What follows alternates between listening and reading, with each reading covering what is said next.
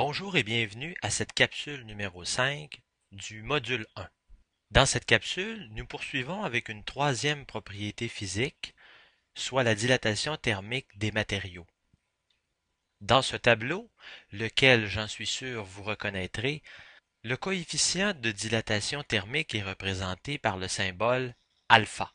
Dans le système d'unité internationale, on utilise le 1 sur degré Kelvin ou encore le micromètre par mètre degré Kelvin. Dans le système anglais, on utilise le micropouce par pouce degré Fahrenheit. Dans cette capsule, nous allons d'abord démontrer comment la valeur alpha est basée sur une variation d'allongement du matériau. Ensuite, nous allons expliquer les différentes unités qui sont équivalentes pour le coefficient de dilatation thermique. Finalement, à l'aide d'un exemple pratique, nous allons calculer la dilatation d'un matériau soumis à une température élevée en tenant compte de son coefficient de dilatation thermique. Alors, qu'est-ce que la dilatation thermique d'un matériau? Eh bien, lorsqu'une pièce est soumise à une variation de température, elle se dilate ou se contracte suivant son coefficient de dilatation thermique. Vous allez être en mesure de trouver le coefficient de dilatation thermique des matériaux car c'est une valeur qui est tabulée et qui est spécifique à chacun des matériaux. La formulation de base pour calculer le coefficient de dilatation thermique est la suivante. Alpha, qui est notre coefficient de dilatation thermique, est égal à une variation d'allongement du matériau divisé par la longueur de ce matériau divisé par la variation de température. Trouvons les unités du coefficient de dilatation thermique. On a toujours notre relation ici. Alors, à partir de cette relation, si nous mesurons l'allongement du matériau en centimètres juste ici, et que notre longueur initiale était aussi en centimètres, vous voyez que au numérateur et au dénominateur, nous allons pouvoir canceller les unités dimensionnelles. Et à la fin, on va se retrouver avec un système d'unités qui est le 1 sur Kelvin. Pour utiliser la symbolique 1 sur degré Kelvin, la variation de longueur, delta L, et la longueur de la pièce doivent avoir les mêmes unités. Un autre système d'unités que l'on retrouve fréquemment est le micromètre par mètre degré Kelvin. On le retrouve dans le système international. Ce que ça veut dire, c'est que la variation de longueur est ramenée en micromètres et la longueur de la pièce en mètres. Dans le système d'unités anglais, on utilise une formulation similaire au système international. Cependant, au lieu des micromètres, on utilise le micropouce. Ici en anglais, micro-inch, IN pour inch. Bien important de se rappeler qu'ici, les degrés Fahrenheit ou encore les degrés Kelvin sont exprimés sous forme d'une variation de température. Prenons un exemple. Si nous prenons toujours notre coefficient de dilatation thermique pour un acier 10-20, nous aurions, de façon générale, dans le système d'unité 1 sur Kelvin, 12 fois 10 à la moins 6. Si on prend la même valeur et qu'on la reporte dans le système d'unité internationale, nous allons avoir 12 micromètres par mètre degré Kelvin. C'est beaucoup plus facile de se repérer dans ce type de système d'unité. En gros, ce que ça veut dire, c'est que pour une variation de température de 1 degré Kelvin, pour une pièce qui mesure 1 mètre, une pièce en acier 10-20 va s'allonger de 12 micromètres. Dans le système d'unité anglais, nous n'avons pas le même système d'unité pour la température. Je rappelle ici, nous fonctionnons en degrés Fahrenheit, alors que dans le système d'unité internationale, on fonctionne en degrés Kelvin. C'est ce qui explique pourquoi, ici, nous avons un facteur différent de 12 micromètres par mètre degré Kelvin dans le système international. Nous avons ici 6,6. Nous avons ici 6,66 micropouces par pouce degré Fahrenheit. Voyons un peu comment on en arrive à cette valeur dans le système d'unité anglais. Alors reprenons notre exemple avec le coefficient pour l'acier 10-20 qui est de 12 fois 10 à la moins 6 par degré Kelvin. On demande ici d'exprimer ce coefficient en faisant intervenir les unités de longueur, micromètre et mètre dans le système d'unité international, et micropouce et pouce dans le système d'unité anglais. Voyons pour le système d'unité international. Nous avons ici notre coefficient qui est de 12 fois 10 à la moins 6 par degré Kelvin. Si nous voulons faire apparaître les micromètres au numérateur et les mètres au dénominateur, il nous faut multiplier par un coefficient qui permet de relier les micromètres au mètre. Alors il faut se poser la question combien il y a de micromètres dans un mètre. Vous savez qu'il y en a 1 million. Donc en multipliant 12 fois 10 à la moins 6 par 1 million, nous obtenons 12 micromètres par mètre degré Kelvin. Voilà, la conversion est faite pour le système d'unité international. Voyons maintenant pour le système d'unité anglais. Nous prenons toujours ici notre coefficient qui est de 12 fois 10 à la moins 6 par degré Kelvin. Et avec ce coefficient de 12 fois 10 à la moins 6, nous devons faire apparaître des micropouces au numérateur et des pouces au dénominateur. Voyez ici qu'on a une variation en degrés Fahrenheit au lieu d'une variation qui était en degrés Kelvin dans le système d'unité internationale. Combien y a-t-il de micropouces dans un pouce? Eh bien, il y en a 1 million. Il y a 1 million de micropouces dans un pouce, comme il y a 1 million de micromètres dans un mètre.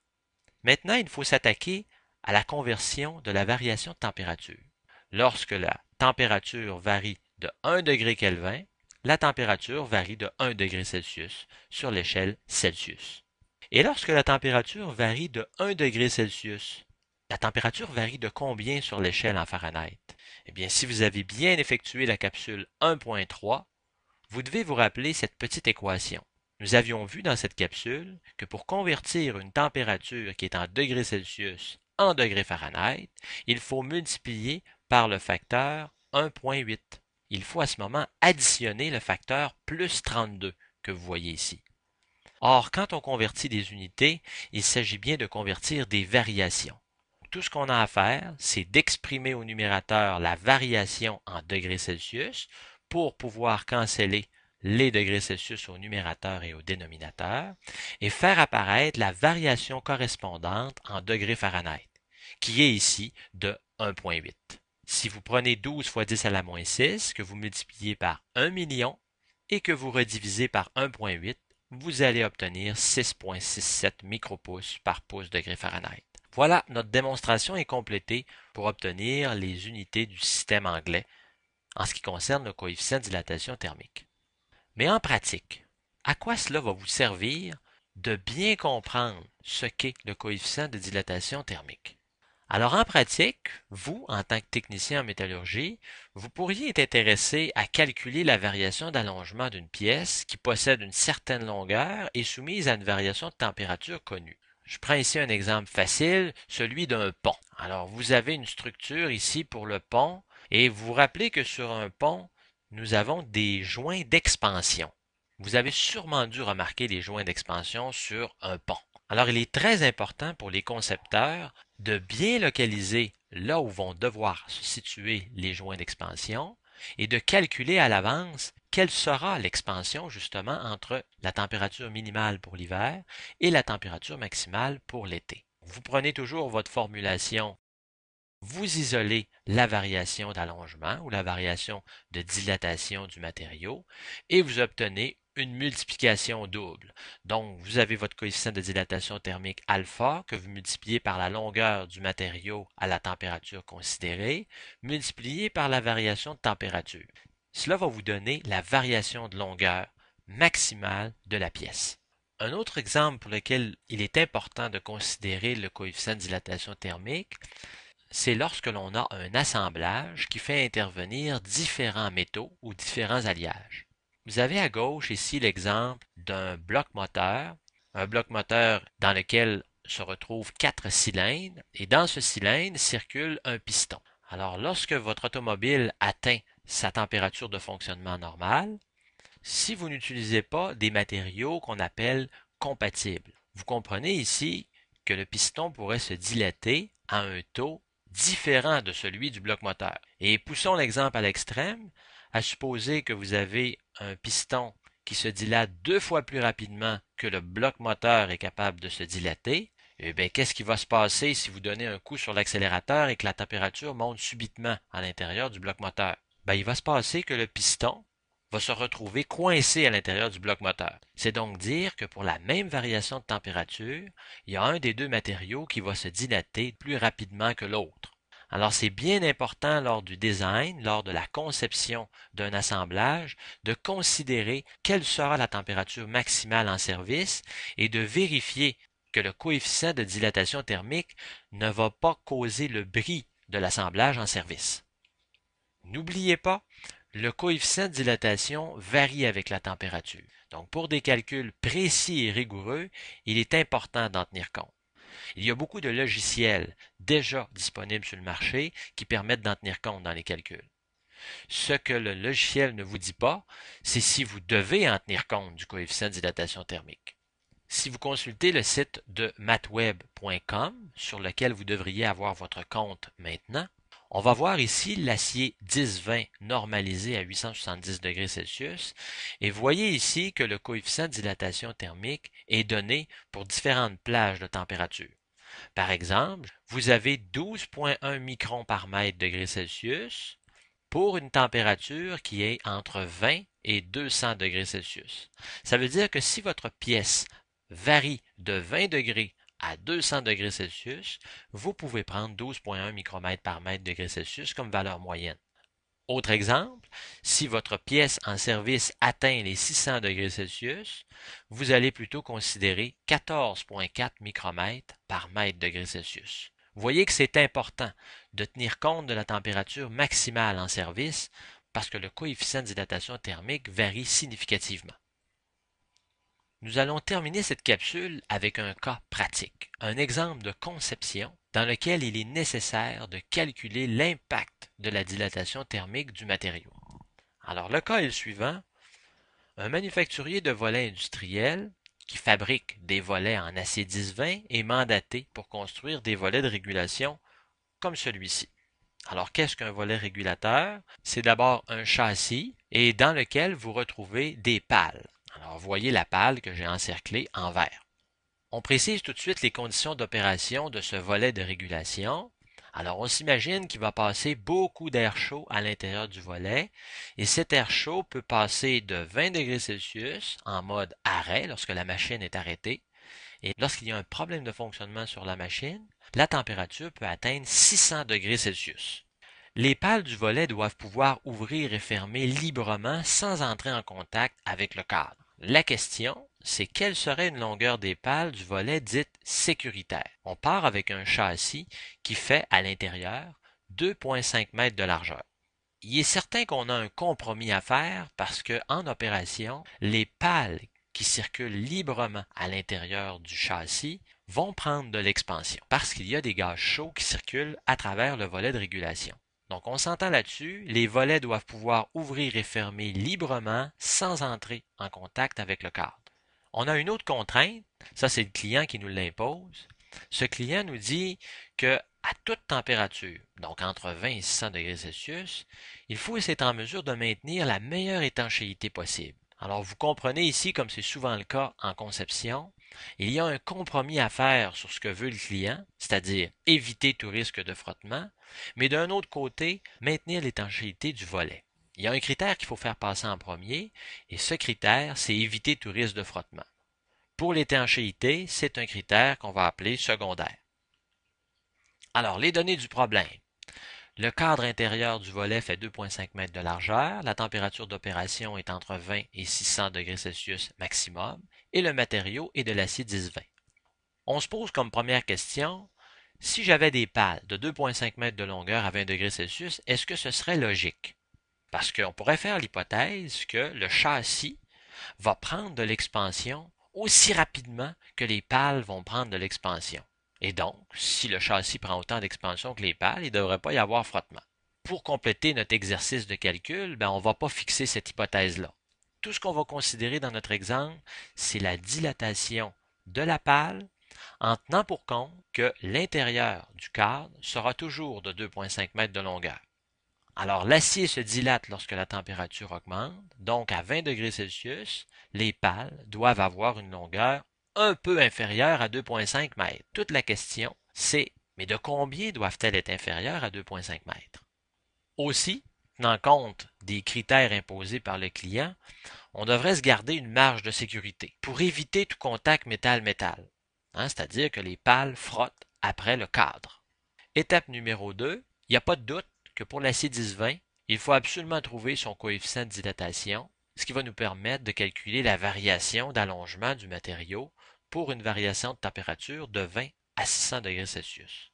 Ensuite, on se garde une marge de sécurité, c'est-à-dire que dans ce cas-ci, le concepteur va calculer au mieux la dilatation thermique et en plus, il va se garder une marge de sécurité. Ici, on pourrait se fixer une marge de sécurité de 1,5 cm de chaque côté des pales. Donc la formulation suivante est nécessaire. Nous avons ici isolé notre variation de dilatation du matériau qui est égale au coefficient de dilatation multiplié par la longueur de la pale multiplié par la variation de température. Alors on doit trouver notre coefficient de dilatation thermique. Il est ici, nous avons pour une variation de température de 20 à 600 degrés Celsius, 14,4 micromètres par mètre degré Celsius. La longueur est de 2,5 mètres, ça c'est la longueur d'origine. Et la variation de température est de 580 degrés Celsius, soit 600 degrés C, température maximale, moins 20 degrés Celsius, température minimale. Si nous calculons en faisant le produit du coefficient multiplié par la longueur multiplié par la variation de température, nous obtenons une variation causée par l'augmentation de température de 2,088 cm. C'est-à-dire que pour une longueur de 2,5 mètres, la pale va s'allonger de 2,088 cm lorsqu'elle va être rendue à 600 degrés Celsius. Nous pouvons maintenant retrancher le 2,088 cm, ce qui va nous donner la longueur initiale des pales à 20 degrés Celsius. Considérant maintenant notre facteur de sécurité de 5 mm de chaque côté, nous devons retrancher 1 cm, qui est donc 2 fois 5 mm, parce qu'on retranche 5 mm de chaque côté de la pale, et on obtient la longueur finale pour la pale qui est de 246,912 cm à 20 degrés Celsius. Faisons une analyse de notre cas numéro 1. Aurait-on pu obtenir une réponse différente? La réponse est bien sûr, cela dépend tout simplement des hypothèses que vous allez vous fixer. Est-ce qu'on aurait pu en formuler d'autres hypothèses? Par exemple, si on dit que le cadre se dilate au même taux que les pales, ou que le cadre est dans un matériau légèrement différent que les pales, vous allez donc devoir considérer que le cadre ne se dilate pas au même taux que les pales. On aurait pu aussi, et c'est le cas généralement à ces températures d'opération, c'est-à-dire 600 degrés Celsius, projeter du réfractaire à l'intérieur du cadre, ce que l'on n'a pas fait ici dans notre exemple. Et si on projette du réfractaire à l'intérieur du cadre, qu'est-ce qui nous dit que ce réfractaire va être apposé de façon uniforme, sans irrégularité? Alors vous voyez que les pales peuvent sérieusement accrocher le réfractaire s'il y a des irrégularités de surface et se coincer.